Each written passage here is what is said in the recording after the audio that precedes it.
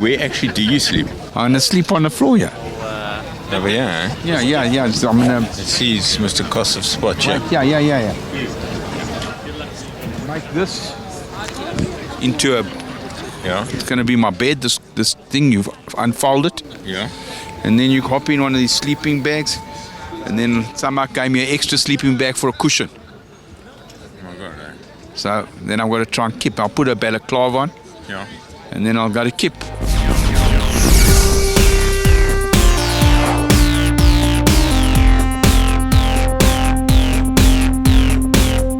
The CEOs, this is like a life experience for them. You know, they're wondering what to do next. Have you noticed how everyone was rushing for like a cardboard box to sleep on? But like, there's so many of them. Never seen CEOs so chill before like this. We don't have any secretaries. We have to do everything ourselves now. It's good to be here. I think it's the right thing to be part of.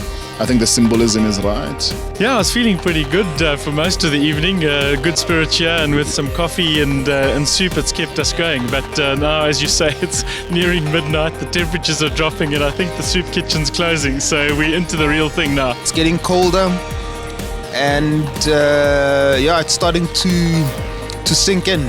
Pragmatism rules. And we thought you were buff. I thought they were your pecs. But obviously it was a big water bottle. You also have a water bottle, eh? No, that's my stomach.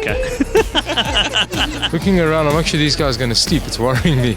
I need a good night's sleep. Yeah. But if you feel the ground, it's cold down there. You get a sense of what it's like to be on the street.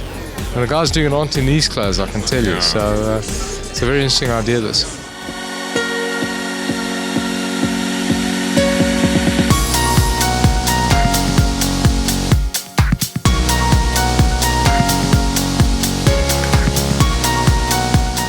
I think a really good initiative, and a really, drawing good attention to the plight of Boys Town and Girls Town. The more homeless and the more people you can take off the street, I think is great. I mean, people have to live like this every night. It's a really hard place to be, eh? So it is great for these 242 very successful people to sit back and actually go through what it's like for a large number of South Africans.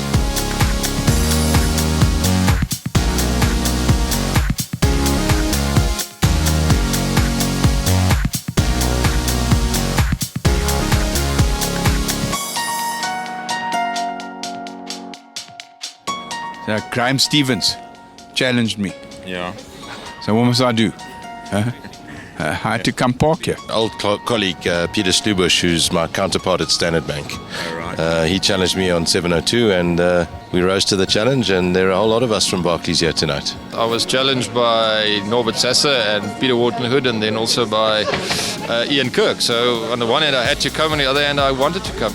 My own boss, Maria Ramos, the message came out to say, listen, I'm going to be nominated, and you guys know you will be nominated yourself. It's been amazing to see, some of the big CEOs here, very happy to chat about anything, talk about their kids, talk about their business, talk about politics. Still the honeymoon phase of the evening, so we still have to get to the long, hard, cold part of the evening where I guess you do a lot more introspection and reflection. What I'm really suggesting is you should come and speak to us at 5 o'clock tomorrow morning. You'll get a much more meaningful, introspective view on just how tough it really is. No one here actually knows how tough it's going to be.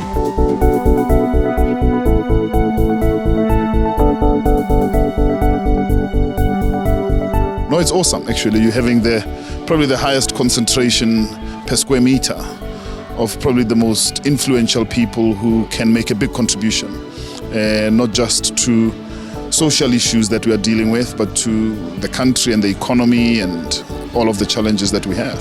And I think if we can have more positive things like this, it will really boost this country. I think we've seen enough negative, we listen to enough negative.